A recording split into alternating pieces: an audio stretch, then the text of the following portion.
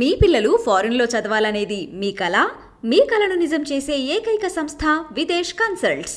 నమస్తే, నేను Kavitha. Welcome to I dream news. గత ప్రభుత్వంలో చేసినటువంటి అన్యాయాలు, అక్రమాల గురించి గట్టిగా మాట్లాడుతూనే కేసీఆర్, కేటీఆర్ని చీల్చి చెండాడేలా ప్రసంగాలు చేస్తున్నటువంటి సీఎం రేవంత్ రెడ్డి సడన్గా తన ప్రభుత్వాన్ని కూల్చే కుట్ర జరుగుతోంది అనే మాటలు ఎందుకని మాట్లాడుతున్నారు? అండర్లయింగ్ మెసేజ్ ఏమన్నా కనిపిస్తోందా? ప్రస్తుతం మనతో పాటుగా ఉన్నారు పొలిటికల్ అనలిస్ట్ ఘంటా చక్రపాణి గారు. చక్రపాణి గారు, నమస్కారం అండి. మనం ప్రతిసారి మాట్లాడుకున్నప్పుడల్లా బీఆర్ఎస్ ఓటమి గురించి మాట్లాడుకునే వాళ్ళం, కాంగ్రెస్ గెలుపు కంటే కూడా. బట్ ఇప్పుడు ప్రధానంగా కనిపిస్తోంది రేవంత్ రెడ్డి చేసినటువంటి అటాక్, ఆ తర్వాత బేలగా మాట్లాడినటువంటి ఈ మాటల్ని ఎలా చూడొచ్చు అంటారు వీటిని? మనకు సౌత్ ఇండియన్ పాలిటిక్స్లో ముఖ్యంగా ఈ మధ్య ట్రెండింగ్ అవుతున్నటువంటి ఒక ముఖ్యమంత్రుల స్థాయిలో ఉన్నటువంటి వాళ్ళు, నేను ఒంటరి వాడిని, నన్ను కుట్ర చేస్తున్నారు, నన్ను రాకుండా చేస్తున్నారు అని చెప్పేటువంటి ఇది మనకు ఆంధ్రాలో జగన్ కూడా అదే పని చేస్తున్నాడు. జగన్ తిరుగుతున్నప్పుడల్లా ప్రతి చోట పోయి వాళ్ళందరూ కలిశారు, నన్ను ఒంటరివాడిని చేశారు, లేకపోతే నన్ను ఇట్లా చేస్తున్నారు అట్లా. కోర్స్ గతంలో కేసీఆర్ కూడా బక్కొని ఒంటరిని చేసి వీళ్ళందరూ నా మీద దిగుతున్నారు.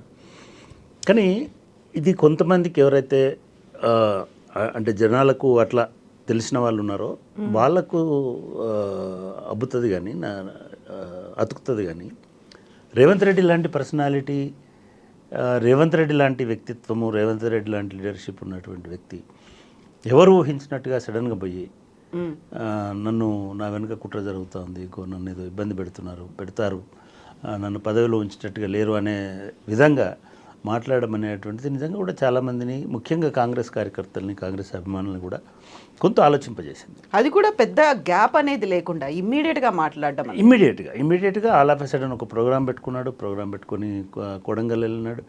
అంటే ఆయన చెప్పడము, నేను మీ వాణ్ణి, నేను అధికారంలోకి వచ్చి అసలు గత 70 ఏళ్లలో ఎక్కడ జరిగినటువంటి రీతిలో అభివృద్ధి 100 రోజుల్లోనే మీకు అన్ని కాలేజీలు, జూనియర్ కాలేజీలు, డిగ్రీ కాలేజీలు, మెడికల్ కాలేజీలు, ఇంజనీరింగ్ కాలేజీ, ఇంత పెద్ద ఎత్తున నేను ఇన్ఫ్రాస్ట్రక్చర్ క్రియేట్ చేస్తున్నాను, కానీ నన్ను ఎవరు ఓర్చుతలేరు, నన్ను పడగొడతారు, నా వెనుక కుట్రలు చేస్తున్నారు అని ఒక హింట్. నిజానికి ముఖ్యమంత్రి స్థాయిలో లేదా కాంగ్రెస్ పార్టీ అధ్యక్షుడి స్థాయిలో మీ మీద కుట్ర చేస్తున్నారు అనేటువంటి సమాచారం మీకు వచ్చినప్పుడు ఆ కుట్ర ఎవరు చేస్తున్నారు అనేది కూడా చెప్తే బాగుండేదేమో. అంటే మనం అనడానికి లేదు, కుట్రలు జరగవు అనడానికి లేదు. రాజకీయాలు అంటేనే కుట్రలు జరుగుతాయి. రేవంత్ రెడ్డి గారు చెప్పిన సమాచారం కూడా కరెక్ట్ అయ్యుండొచ్చు. అయితే ఆ కుట్ర స్వపక్షం నుంచా, బయటి పక్షం నుంచా? ఒకవేళ స్వపక్షం నుంచి అయితే మిమ్మల్ని తప్పించడానికి ప్రజలకు సంబంధం లేదు. మీ పక్షం వాళ్ళే కుట్ర చేస్తే, మీ అధిష్టాన వర్గమే కుట్రలో భాగమైతే, మీ అధిష్టాన వర్గమే మిమ్మల్ని పక్కన పెట్టాలనుకుంటే మీరు ప్రజలను ఎందుకు ప్రిపేర్ చేస్తున్నారు అనేటువంటి అనుమానం కూడా వస్తుంటుంది. ఇది ఇంటర్నల్ కుట్ర అయితే. కానీ మీరు ఇంకొక సెంటెన్స్లో ఏమన్నారు, బీఆర్ఎస్ కలిసిపోయినాయి, వాళ్ళు కుట్ర చేస్తున్నారు అనేటువంటిది చెప్పినారు. అట్లాంటప్పుడు ప్రజలకు డైరెక్ట్గా చెప్పండి, బీఆర్ఎస్, బీజేపీ ఏ రకంగా కుట్ర చేస్తున్నాయి మమ్మల్ని. బీఆర్ఎస్, బీజేపీ ఒక్కటైనా సరే రేవంత్ రెడ్డి గారిని తీసేయడానికి అవకాశం లేదు. ఎందుకంటే రేవంత్ రెడ్డి గారు elected by peoples mandate, elected by their legislature party, and that election is approved by their high command. వీళ్ళు ముగ్గురు స్ట్రాంగ్గా ఉండి, అంటే ఈ 3 sections of parties of this 3 parties మీకు సపోర్ట్ చేసినంత వరకు ఈ 5 సంవత్సరాల వరకు మిమ్మల్ని ఎవరు తొలగించలేరు. మీరు చెప్తున్న రెండవ వాదన తీసుకుంటే బీఆర్ఎస్, బీజేపీ కనుక కుమ్ముక్కై మిమ్మల్ని తొలగించాలనుకున్నా సరే మీ పార్టీలోంచి సహకారం లేకుండా, మీ ఎమ్మెల్యేల నుంచి సహకారం లేకుండా ఈ నంబర్ అటు ట్రాన్స్ఫర్ అయ్యే అవకాశం లేదు.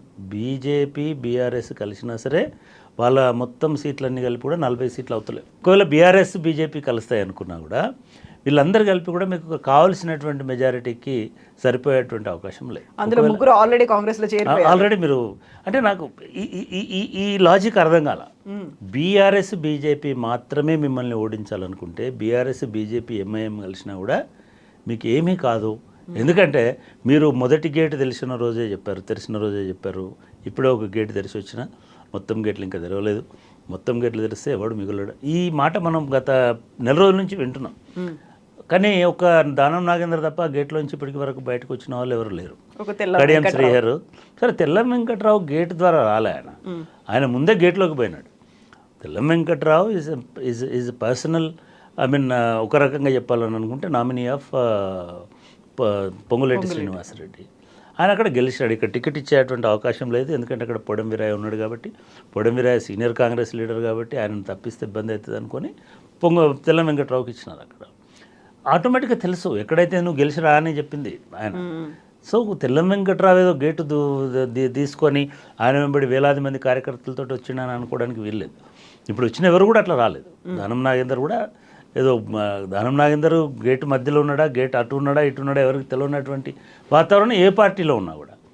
ఇప్పుడే కాదు, మనం కాంగ్రెస్లో ఉన్నప్పుడు, టీడీపీలో ఉన్నప్పుడు, తర్వాత బయటకు వచ్చినప్పుడు ఇవన్నీ చూసినాం. కాబట్టి ఇప్పుడు మనం సీరియస్గా గేట్లు ఓపెన్ చేయడం వలన ఒక ఫ్లడ్ వచ్చింది అని అనుకునడానికి అవకాశం లేదు. మరి అంత ధైర్యంగా నేను గేట్లు ఓపెన్ చేసినా ఎవడు మిగిలడు అక్కడ అని అనుకున్న తర్వాత ఎవడు కుట్ర చేస్తాడనేది సమస్య. ఈ కుట్ర సిద్ధాంతానికి కారణం ఏమిటి, దాని మూలం ఏమిటి, దానికి ఉన్నటువంటి సోర్స్ ఏమిటి, ఇన్ఫర్మేషన్ ఏంటనేది ఒక్క రేవంత్ రెడ్డి గారికి తప్ప ఇంకెవరికి తెలిసేటువంటి అవకాశం లేదు. అయితే రెండవది, రాజకీయాలంటేనే కుట్రలు. మీరే చెప్తుంటారు కదా ప్రతిసారి, కుట్ర చేసి నన్ను కేసులో ఇరికిచ్చినారని చెప్తుంటారు. డెఫినెట్గా కుట్రలే.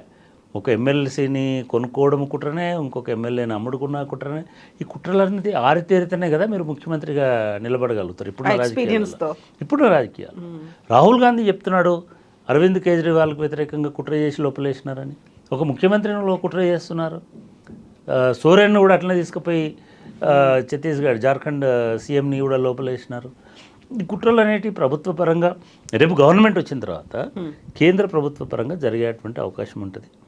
లేదు అంటే బీఆర్ఎస్ చచ్చిన పాము అంటే మీరు చెప్తున్న దీని ప్రకారం దానిలో ఎవ్వరు మిగలరు. బీఆర్ఎస్ ఖాళీ అవుతుంది. డబుల్ బెడ్రూమ్ ఇల్లు కట్టించి కేసీఆర్ను కేటీఆర్ను అందరినీ ఒకటే జైల్లో పెట్టేస్తారు. ఇంకేం జైల్లో ఉండి వాళ్ళు ఏం కుట్ర చేస్తారు?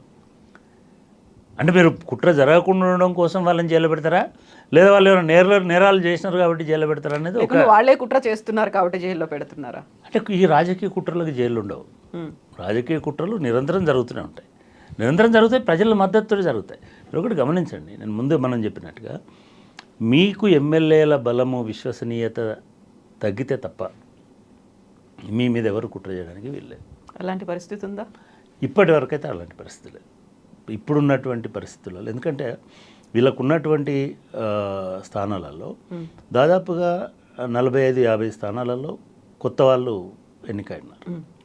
పాత వాళ్ళు మాట 10-12 మంది తప్ప 20 మంది అనుకోండి, ఒక 45 మంది కొత్త వాళ్ళు ఉన్నారు.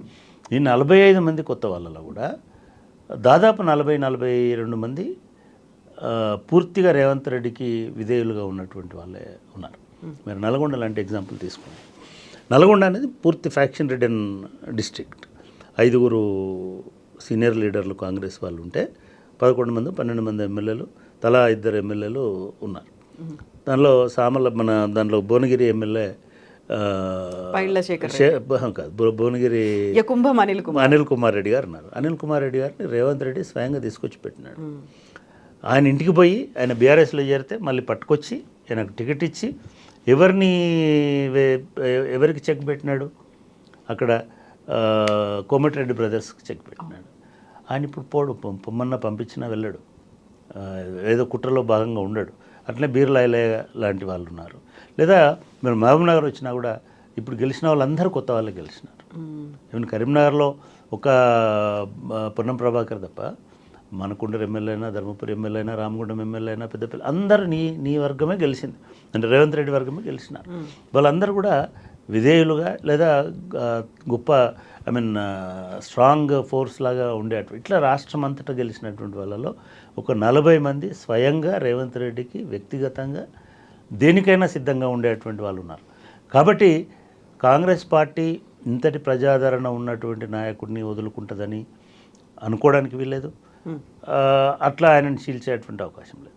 బీజేపీకి అన్లెస్ మీరు ఈడీలోనో సిబిఐలోనో లేదా వాళ్ళు ప్రయోగించే అస్త్రాలు అవే కదా. రేపు మోడీ ముఖ్యమంత్రి అయిన తర్వాత మీ మీద ఏదో ఒకటి చేయాలి. మరి ఏం చేసేటువంటి అవకాశం ఉంటుంది? పొరపాటున మళ్ళీ ఓటుకు కేసుని తవ్వుతారా? లేదా ఇంకేమన్నా తీసుకొస్తారా? ఏం కుట్ర జరుగుతుంది? దట్ ఈస్ వెరీ వెరీ చాలామందిని కాంగ్రెస్ అభిమానుల్ని as well as Revanth Reddy వ్యక్తిగతంగా అభిమానించే వాళ్ళని ఈ కుట్ర ఏమిటి, కుట్రకు మూలం ఏమిటి, కుట్ర సూత్రధారులు ఎవరు, ఏ అంశాల ప్రాతిపదికగా ఈ కుట్ర జరుగుతుంది? ఈ ఎమ్మెల్యేలతో 120 రోజుల్లో జరిగిన పాలన గురించి ఏమైనా ఫోకస్ పెట్టిందా బీజేపీ? పాలనలో పాపం ఆయన తీసుకున్నటువంటి పెద్ద నిర్ణయాలు ఏమి లేవు ఇప్పటి వరకు. వాళ్ళకి 100 గ్యారంటీలను అమలు చేసుకోవడం అనేటువంటిది, వాళ్ళ 6 గ్యారంటీలను అమలు చేసుకోవడం అనేటువంటిదే పెద్ద ఛాలెంజ్ చెప్పింది. పెద్దగా జీవోలు కూడా ఏం రాలేదు, పెద్ద విధాన నిర్ణయాలు కూడా మంత్రివర్గం కూడా 2 సార్లు 3 సార్లు అయింది. ఎప్పుడు వస్తుంది ఈ పాలన మీద విమర్శ అంటే, మీరు కొన్ని వేల కోట్ల రూపాయలు, లక్షల కోట్ల రూపాయలు ఖర్చు పెట్టి లేదా ఒక మేజర్ డిసిషన్స్ తీసుకొని అవన్నీ చేసినప్పుడు దాంట్లో అవినీతి జరిగిందనేటువంటి వాదన వస్తుంది తప్ప, ఆయన ఇనిషియేట్ చేసిన సీరియస్ కార్యక్రమం మీద ఆర్టీసీ బస్సు టికెట్లలో అవినీతి ఆరోపణ లేదు. అంటే అన్నీ అట్లాంటివే చేసినారు కదా. ఇప్పటివరకు ఏది కూడా వీళ్ళు ఇన్వెస్ట్ చేసినటువంటి ఒక ప్రాజెక్టో ఒక ఇదో ఏం లేదు. రేపు చెప్పలేం, రేపు ఇది మూసీ ప్రక్షాళనకు 65,000 కోట్లు ఎందుకు అయినా అడిగేటోళ్ళు ఏమన్నా రేపు ఇంకో 1 year తర్వాత రావచ్చు.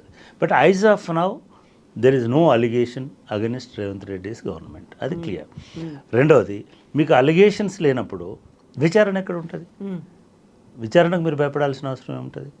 నాకు తెలిసి రేవంత్ రెడ్డికి ఎన్నికల అక్రమాల కేసులు లేవు, అక్రమాస్తుల కేసులు రాలేదు ఇప్పటివరకు, ఉండే అవకాశం లేదు. ఇంకా చాలామంది సన్నిహితులు ఏం చెప్తున్నారంటే ఆయన చాలా అప్పుల్లో ఉన్నాడని చెప్తున్నారు. అప్పుల మీద ఎవరు విచారణ చేసే అవకాశం లేదు. సో ఇటువంటి సందర్భంలో చాలామందిని తొలుస్తున్నటువంటి ప్రశ్న ఏమిటంటే, అరే ఒక ధీరోదాత్తమైన నాయకుడు 3 రంగుల జెండా పెట్టి సింహమోలే వచ్చిన రేవంత్ రెడ్డికి ఎందుకు భయం వేస్తుంది? సింహం కదా రేవంత్ రెడ్డి అంటే. అది చాలామందిని ఈ 3 రోజుల నుంచి కొంత తొలుస్తున్నటువంటి ప్రశ్న. బహుశా అంటే నేను అనుకోవడము, మహబూబ్ నగర్ సెంట్రిక్గా జరుగుతున్నటువంటి పాలిటిక్స్లో వాళ్ళ ఓటర్లను అపీల్ చేసుకోవడానికి లేదా ఓటర్లకు అపీల్ చేయడానికి మన సెంటిమెంట్ లాగా అట్లా వాడి ఉంటాడా? ఎమోషనల్ బ్లాక్మెయిల్ అంటాం దాన్ని. యా, మేబీ ఎమోషనల్ గేమ్ లాగానే మనకు కనబడుతుంది తప్ప కుట్ర జరగాల్సినంత పెద్ద ఇదైతే లేదు అని నేను అనుకున్నాను. కుట్ర జరిగేటువంటి అవకాశం లేదు. అయినప్పటికీ కూడా ఇది చర్చ అవుతుంది డెఫినెట్గా రేపు పార్టీలో. ఐ మీన్ అంటే ఒక్కటి నేను అనుకోవడం, ఎలక్షన్స్ అయిన తర్వాత అన్నాడు ఆయన కూడా, ఎలక్షన్ అయిన తర్వాత ఎవరెక్కడ ఉంటారో చెప్పలేము, కుట్ర జరగవచ్చు కూడా. ఎందుకంటే కేంద్రంలో కాంగ్రెస్ పార్టీ అధికారంలోకి వచ్చి మల్లికార్జున ఖర్గేనో రాహుల్ గాంధీో లేకపోతే ఇంకోరో కాంగ్రెస్ ప్రభుత్వము వస్తే ఒక రకంగా ఉంటుంది భవిష్యత్ అనేది. లేదు మోడీనే వచ్చి మూడోసారి వచ్చాక డెఫినెట్గా మోడీకి ఈసారి జాతీయ ఎజెండా ప్రధానం కాబోతుంది. జాతీయ ఎజెండా అంటే not national, simple national agenda, జాతీయవాద ఎజెండా అనేది మాత్రమే మిగిలింది. ఇప్పటివరకు మోడీ చేయాల్సిందంతా లాస్ట్ 10 yearsలో చదును చేయడము, బుల్డోజ్ చేయడము, మిగతా చేయడము, ఎక్కడికక్కడ చేసేసి బేస్ అంతా క్లియర్ చేసుకున్నాడు. ఇప్పుడు ఈ 5 ఏళ్లలో ఈ బేస్ మీద ఏమి కట్టాలి, ఎటువంటిది నిర్మించాలి, న్యూ నేషనలిజంని ఎట్లా నిర్మించాలనేటువంటి ఒక ప్రణాళిక బీజేపీకి డెఫినెట్గా ఉంది. బీజేపీకి డెఫినెట్గా ఉంటుంది. రాబోయే కాలానికి అది 1000 ఏళ్ల కొరకు హిందుత్వ స్టేట్ చేస్తాడని నేను అనుకోను కేంద్ర ప్రభుత్వం. కానీ హిందుత్వకు అనుకూలమైనటువంటి స్టేట్గా భారతదేశాన్ని మార్చడానికి వాళ్ళకు స్పష్టమైనటువంటి ఏం దాపరికం ఏం లేదు. వాళ్ళు మున్పట్లాగా మేము ఇది చేయమనట్లేదు. బట్ ఆ దిశగా వాళ్ళు వెళ్ళడానికి పూర్తి ఉంటుంది. అయితే కొన్నిసార్లు ఏమవుద్దంటే, చాలామంది చెప్తున్నట్టు ఇప్పుడు రాజ్యాంగం మారుస్తారా, రాజ్యాంగం మార్చకుండా మీరు హిందుత్వ క్యారెక్టర్ ఉన్న స్టేట్ని బిల్డ్ చేయలేరు. మీరు ఖచ్చితంగా లౌకికవాదం అనేటువంటి భావనని తొలగించాల్సిన అవసరం ఉంటుంది. అటు తొలగించాలని అనుకుంటే లేదా రాజ్యాంగంలో ఉన్నటువంటి మౌలిక స్వరూపంలో ఏ రకమైన మార్పు తీసుకురావాలన్నా కూడా నీకు అన్ని రాష్ట్రాలకు సంబంధించినటువంటి మద్దతు అనేది అవసరమైతే. హిమాచల్ ప్రదేశ్ నేను అనుకోవడము ఎలక్షన్లు అయిపోగానే హిమాచల్ ప్రదేశ్ టేక్ ఓవర్ కూడా కంప్లీట్గా అయిపోతుంది ఒక 6 నెలల్లో కనీసం. ఎందుకంటే మొన్ననే విశ్వాస పరీక్ష అయింది కాబట్టి ఇంకొక 6 నెలలలో అది డోలాయమానంగానే ఉంటుంది. ఇప్పుడు ఉన్నాయి 2. ఈ రెండిట్లలో కర్ణాటక అండ్ తెలంగాణ. డెఫినెట్గా కర్ణాటకలో కూడా ఈసారి వాళ్ళు కొంత రీటైన్ అవుతుంది అనుకుంటున్నాను. అంటే మొత్తం మరి 26కి 26 వస్తాయా, 25 వస్తాయా, 30 వస్తాయా చెప్పలేము. కానీ అంటే ఆ లెక్కలు చెప్పలేము. బట్ మెజారిటీ సీట్లలో అందులో డికే శివకుమార్ కూడా బీజేపీతో టచ్ లో ఉన్నాడు. అది ఆయన కూడా సెకండరీ. చీల్చే కుట్ర జరిగింది. ఇద్దరు రెండు ఒకటే ఆప్షన్స్లో పోతుంటారండి. అక్కడ రేవంత్ రెడ్డి, డికే శివకుమార్ ఇప్పుడు రెండు జోడెట్లు కాంగ్రెస్ పార్టీకి సౌత్ ఇండియాలో. డికే శివకుమార్ పోతే రేవంత్ రెడ్డి గారు సపరేట్గా ఉంటాడని నేను అనుకోను, ఉండనిస్తారని కూడా నేను అనుకోను. డెఫినెట్గా ఎఫెక్ట్ ఉంటుంది. నేను ఇప్పటికి కూడా నమ్ముతున్నది ఏంటంటే డికే శివకుమార్ రేవంత్ రెడ్డి లాగే ఒక స్ట్రాంగ్ ఎలిమెంట్. ఆయన బీజేపీకి వెళ్ళాలనుకుంటే లాస్ట్ 5 yearsలో ఆయన మీద ఒక 50 రకాల దాడులు జరిగినాయి, 30 రకాల ఆర్థిక లావాదేవీలలో జరిగినాయి. ఆయనను కదలనీయకుండా ఆయనకి ఇప్పుడు పోవాల్సిన అవసరం లేదు. బట్ కర్ణాటకలో ఏమిటంటే ఎమ్మెల్యేల మీద సేమ్ మనకి నల్గొండ పాలిటిక్స్ ఎట్లా ఉంటాయో కర్ణాటక పాలిటిక్స్ అట్లే ఉంటాయి. ఒక మైనింగ్ కింగ్ ఉంటాడు, వాడికి ఒక 15 మంది ఎమ్మెల్యేలు ఉంటారు. లేదు ఇంకొక మాండ్యా నుంచి ఒక రమేష్ ఏదో ఒక ఆయన ఉంటాడు, ఆయనకి 20 మంది ఎమ్మెల్యేలు ఉంటారు. వీళ్ళందరినీ సాటిస్ఫై చేయడం అనేటువంటిది చాలా బిగ్ డిఫికల్టీ, బిగ్ ఛాలెంజ్. అది సిద్ధరామయ్యకి మాత్రమే కొంత సాధ్యమవుతుంది. అది ఆయన కూడా ఇప్పుడు కష్టం అవుతుంది. ఎందుకంటే అందుకే ఈ అపస్వరాలన్నీ వినబడుతున్నాయి. దీంట్లో చాయిస్ డికే శివకుమార్, ఎందుకంటే అప్పుడు కూడా చాలా స్ట్రాంగ్గా ఫైట్ చేసినాడు. 1 year అని అనుకున్నారు, 2 years అని అనుకున్నారు. పెద్ద డికే శివకుమార్కు ఇప్పుడు ఆయన ఏజ్ కూడా ఆల్మోస్ట్ సేమ్ రేవంత్ రెడ్డి కంటే కొంచెం పెద్ద ఏజ్లోనే ఉన్నాడు. ఈసారి ముఖ్యమంత్రి కాకపోతే మళ్ళీ అక్కడ కాంగ్రెస్ పార్టీ గెలుస్తుందా, ఇంకో 5 ఏళ్ళకి ఇంకో 4 ఏళ్ళకి గెలిచి మళ్ళీ అవుతాడా, ఇవన్నీ ఉంటాయి. కాబట్టి డెఫినెట్గా కాంగ్రెస్లో అసంతృప్తి అనేటువంటిది ఉంటుంది. అయితే ఈలోపు బీజేపీనే ఆఫర్ చేస్తుంది. బీజేపీ ముఖ్యమంత్రిగా కర్ణాటకకు శివకుమార్ని పెడతారు. అప్పుడు స్టేబుల్ గవర్నమెంట్ ఉంటుంది, ఎందుకంటే జేడీయూ కూడా సపోర్ట్ చేస్తూ ఉంది, బీజేపీ కూడా ఎమ్మెల్యేలు ఉన్నారు. కాబట్టి ఈయన ఒక 20 మంది 30 మందిని తీసుకొచ్చుకుంటే అక్కడ ప్రభుత్వాన్ని ఏర్పాటు చేయొచ్చు అనేటువంటి ఒక వాదన కూడా ఉంది. కానీ నేను అనుకోవడం వ్యక్తిగతంగా డికే శివకుమార్ పదవి కోసం అట్లా పోతాడు అని నేను అనుకోవడం లేదు. Same applies to Revanth Reddy కూడా. రేవంత్ రెడ్డి మీద కూడా ఇట్లాంటివి వస్తున్నాయి. అండ్ రేవంత్ రెడ్డి కూడా ఈ ఏజ్లో ఇంకో 20 ఏళ్ళు 30 ఏళ్ళు ఆయన రాజకీయాలు ఉండాలనుకుంటున్నాడు. అట్లాంటిది ఇప్పుడు అటువంటి తప్పు చేస్తాడా? రాజకీయాల్లో ఉండాలనే కాదు, నేనే సీఎం అవుతాను అనే మాట కూడా అన్నాడు కదా. అప్పటిదాకా సీఎంగా ఉంటాను కూడా అని. అప్పటిదాకా ఉంటాను, అప్పటి వరకు కూడా నేనే ఉంటాను. అయితే తెలంగాణ ఇది ఎంత ఊట నిజానికి అట్లా అనాలి కూడా. రేవంత్ రెడ్డి గారు ఎప్పుడు కూడా అయ్యో నన్ను కుట్ర చేస్తున్నారు, నన్ను పడేస్తారు, నేను కూలిపోతున్నా, ఈ మాటలు మాట్లాడద్దు. ఎందుకు ధీరోదాత్తమైన నాయకుడిలానే ఉండాలి. ఎందుకంటే నీ ఫాలోవర్స్ కూడా అట్లే ఉంటారు కాబట్టి, నీ పార్టీ కూడా అట్లనే ఉంటుంది. మున్పటి కాంగ్రెస్ పార్టీ కాదు, అంత అధిష్టానం చూసుకుంటుందని అనడానికి లేదు. డెఫినెట్గా రేవంత్ రెడ్డి అనే వ్యక్తి ముఖ్యమంత్రిగా నేనే ఉంటా ఎల్లకాలం అని కూడా చెప్పొచ్చు. దానిలో నష్టమేం లేదు. ఇప్పుడు జరుగుతున్నటువంటి కొన్ని పరిణామాలు చూస్తే ఎవరో ఒకరు బస్ కాంగ్రెస్ పార్టీలో ఉన్నటువంటి ఒక సమస్య ఏమిటంటే, ముఖ్యంగా ఈసారి కాంగ్రెస్ పార్టీలో ఇవాల్టి వరకు కూడా పార్టీ మీద కానీ ప్రభుత్వం మీద కానీ ఒక ఏకాభిప్రాయం ఉన్నటువంటి సాలిడ్ లీడర్షిప్ ఎమర్జీ కాలేదు. అంత స్పేస్, అంత టైం కూడా లేదు. అనూహ్యంగా గెలిచిన తర్వాత అనూహ్యంగా రేవంత్ రెడ్డి గారు ఎమర్జ్ అయినారు ముఖ్యమంత్రిగా. ఆయనకు ఒక 1 year 6 నెలల్లో గడిచుంటే స్పేస్ ఇచ్చి అంటే ఆ పాలనను కన్సాలిడేట్ చేసినట్టయితే ఓకే, ఆయన పరిపాలన ముద్ర అనేటిది, రేవంత్ రెడ్డి ముద్ర అనేటిది వచ్చింది అని అన్నప్పుడు నీ వాళ్ళెవరు పరాయి వాళ్ళెవరు అనేటువంటిది వస్తుంది. ఇప్పటి వరకు అసలు ఛార్జ్ తీసుకున్న తర్వాత మీడియాతో మాట్లాడని మంత్రులు కూడా ఉన్నారు. ఇంకా వాళ్ళకు కూడా అంత ఏమంటాం దాన్ని, ఆ కాన్ఫిడెన్స్ అంటామా, కమాండ్ కూడా ఇంకా అంటే సీనియర్లే అయినప్పటికీ కూడా పాలన మీద శాఖల మీద. ఇప్పుడు రెవెన్యూ మంత్రి ఉన్నాడు, ధరణి మీద ఇన్ని రకాల ఇష్యూస్ అవుతున్నాయి. నాకు ఆశ్చర్యం వేస్తుంది, కోదండరెడ్డి ధరణి గురించి చెప్తున్నాడు. ఒక కమిటీ చైర్మన్ ఉన్నప్పుడు కమిటీ చైర్మన్ నివేదిక ఇవ్వాలి తప్ప మీటింగ్లో కూర్చున్న ప్రతిసారి రివీల్ చేసుకుంటూ రెవెన్యూ మినిస్టర్ కోదండరెడ్డి లేకపోతే పొంగులేటి శ్రీనివాసరెడ్డి అనేటువంటిది అర్థమయ్యే అవకాశం లేదు. అంతకుముందు అంటే జనరల్గా ఈవెన్ బ్రీఫింగ్స్ అన్నీ కూడా లేకపోతే ఇంకోటి కూడా మనం అనుకుంటాం, కానీ సేమ్ మీకు బీఆర్ఎస్ లాగానే ఉందా? మంత్రివర్గం అయిన తర్వాత కనీసం ఎవరైనా ఐఎన్పిఆర్ మినిస్టర్ వచ్చి బ్రీఫ్ చేస్తున్నాడా? చేయట్లేదు. ఎవరో చెప్తున్నారు, ఏదో లీక్ వస్తుంది, లేకపోతే సాయంత్రం కాగానే ఇంకేదో అవుతుంది, ఇట్లా జరుగుతుంది. కాబట్టి ఇంకా ఇప్పుడే మనము చేయడం, నేను అనుకోవడము ఈ కుట్ర ఇది అంతా కూడా జరిగేటువంటి ఆస్కారం లేదు. రేవంత్ రెడ్డి డెఫినెట్గా వాళ్ళ అధిష్టాన వర్గము ఆమోదం ఉన్నంత కాలము ఉంటాడు. కుట్ర చేసేటువంటి శక్తి బీఆర్ఎస్కి లేదు, కుట్ర చేయాల్సిన అవసరం బీజేపీకి. బీజేపీకి లేదు. అయితే కాంగ్రెస్కి సంబంధించి గతంలో అసెంబ్లీ ఎన్నికల్లో ఒక ఫ్రీ హ్యాండ్ అనేది రేవంత్ రెడ్డికి వచ్చింది. కొంచెం ఆలస్యమైనప్పుడు కూడా తన క్యాండిడేట్లు ఎవరున్నారు అనేది కీలకమైన స్థానాల్లో కూడా అక్కడ మార్పులు చేర్పులు అయినప్పటికీ పట్టుబట్టి అక్కడ ఇచ్చారు. బట్ ఇప్పుడు పార్లమెంట్ ఎన్నికల సమయంలో అతి కీలకంగా కనిపిస్తున్నటువంటి కరీంనగర్కి అనౌన్స్ చేయలేదు, ఎక్కువ కాంపిటీషన్ ఉన్నటువంటి ఖమ్మంకి అనౌన్స్ చేయలేదు. ఇప్పుడు అలా పెండింగ్లో పెట్టి ఆల్రెడీ అక్కడ బీఆర్ఎస్ బీజేపీ అనౌన్స్ చేశాయి, క్యాంపెయినింగ్లు జరుగుతూ ఉన్నాయి. ఫ్రీ హ్యాండ్ అనేది రాలేదా, లేకపోతే అక్కడ అధిష్టానం ఒత్తిడి ఉందా? నేను ఇందాకే చెప్పాను మీకు, రేవంత్ రెడ్డికి ఇంకా అంత స్పేస్ దొరకలేదు. తన పూర్తి తనే కాంగ్రెస్ అంటే రేవంత్ రెడ్డి, టీపీఎస్సీ అంటే రేవంత్ రెడ్డి, తెలంగాణ గవర్నమెంట్ అంటే రేవంత్ రెడ్డి అని చెప్పే అంత పట్టు రాలేదు. అఫ్ కోర్స్ తెలంగాణ గవర్నమెంట్ అంటే Revanth Reddy because is chief minister, దానిలో ఎవరు దాన్ని డిస్ప్యూట్ చేయడానికి లేదు. మీరు ఇచ్చిన టికెట్లు చూడండి, అంటే అఫ్ కోర్స్ ఈ పార్లమెంట్ ఎన్నికలకు సంబంధించినంత వరకు చాలా క్లెవర్ గేమ్ రేవంత్ రెడ్డి ఆడుతున్నాడు. రేవంత్ రెడ్డి క్లెవర్ గేమ్ ఆడి, అంటే ఇప్పుడు మింగలేక కక్కలేక చాలామంది కాంగ్రెస్ లీడర్లు ఉన్నారు. కోమటిరెడ్డి వెంకటరెడ్డి ఇటు భువనగిరి సీటు విషయంలో కానీ అటు నల్గొండ సీటు విషయంలో కానీ నోరు తెరిసే అవకాశం రేవంత్ రెడ్డి ఇవ్వలేదు.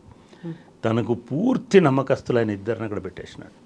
ఒకళ్ళేమో రఘువీర్ రెడ్డి, ఇప్పుడే కాదు మనం రేవంత్ రెడ్డి పీసీసీ ప్రెసిడెంట్ అయినప్పుడు జానారెడ్డి గారు రేవంత్ రెడ్డిని సపోర్ట్ చేసినప్పుడు కూడా రేవంత్ రెడ్డి జానారెడ్డి ఇంటికి వెళ్ళి నేను ఆయన విధేయతను చాటుకున్నాడు. ఆయన మొదటి నుంచి కూడా వాళ్ళకి అటువంటి వ్యాపార భాగస్వాములనండి లేకపోతే మిగతాయనండి ఫ్రెండ్స్ అట్లీస్ట్ రేవంత్ రెడ్డిని జానారెడ్డి ఒక పుత్రవాత్సల్యంతో చూసిన మాట వాస్తవం.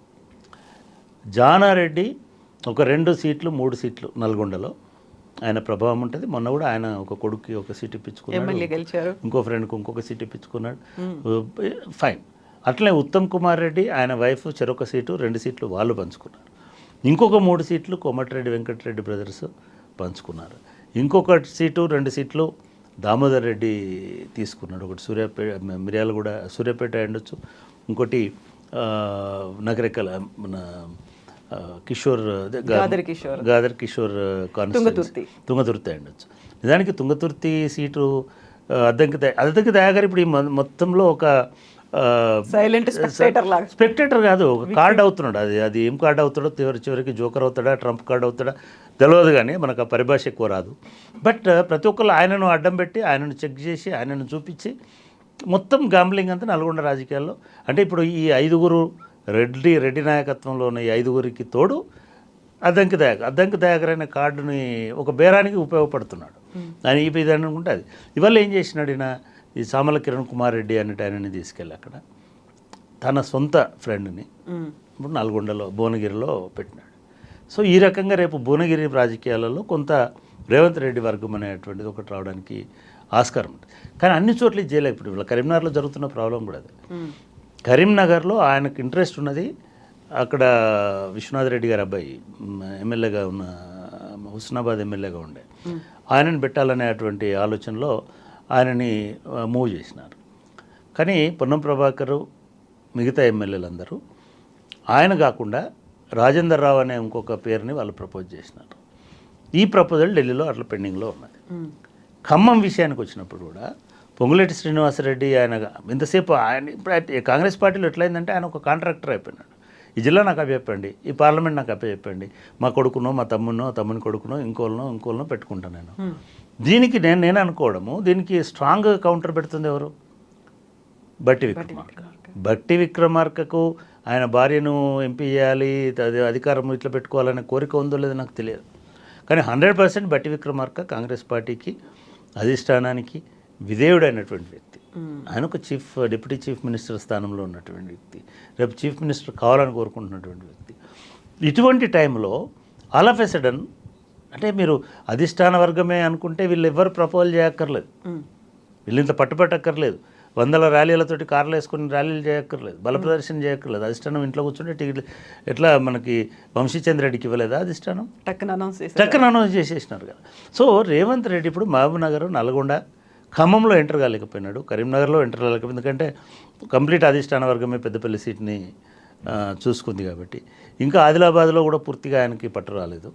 రేపు ఎవరైనా మిగతా, ఎందుకంటే వీక్ ఉంది ఆదిలాబాద్లో, బీజేపీ స్ట్రాంగ్ అయింది అక్కడ, వీళ్ళు ఎమ్మెల్యేలు తక్కువ ఉన్నారు.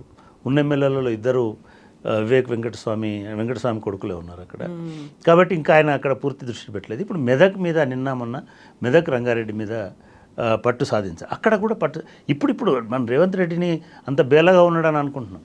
కానీ ఒకప్పుడు కాంగ్రెస్ పార్టీ మొత్తానికి ఫండ్ చేసిన కేఎల్ఆర్ని పక్కన పెట్టి ఇప్పుడు ఆయన ఎమ్మెల్యే కాలేదు, ఆయన ఎంపీ కాలేదు, మొత్తం ఏడ్చుకుంటూ పోయినాడు అనేది పేపర్లలో కనబడతా ఉంది. అట్లే మెదక్లో టైగర్ లాగుండే ఎవరు మన జగ్గారెడ్డిని పక్కన పెట్టి ఏదో ఊరికి చెప్పాడు వీళ్ళకు భార్యకి ఏదో ఇది ఇస్తామని, కార్పొరేషన్ అనేది. కానీ జగ్గారెడ్డి కానీ లేదా హనుమంతరావు కానీ వాళ్ళిద్దరిట్లలో ఎవరినైనా పికప్ చేస్తే స్ట్రాంగ్గా ఉండేది పోటీ. మల్కాజ్గిరి పార్లమెంట్కి వీళ్ళిద్దరిని పక్కన పెట్టినాడు.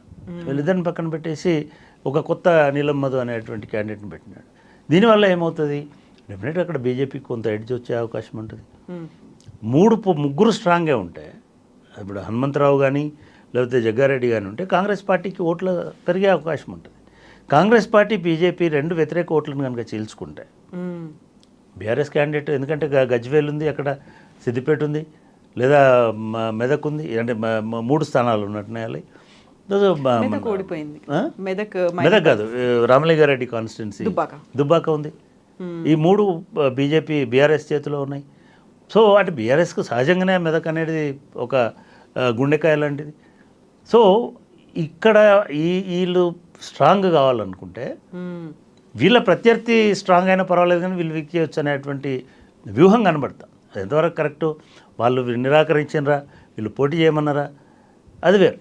ఎందుకంటే ఇదే హనుమంతరావు హరీష్ రావుకి ఛాలెంజ్ చేసినాడు, పార్లమెంట్ ఎలక్షన్లలో మీ పార్టీని మొత్తం నేను సర్వనాశనం చేస్తాను గెలిచిన తర్వాత, ఆయన కొడుకు గెలిచిన తర్వాత.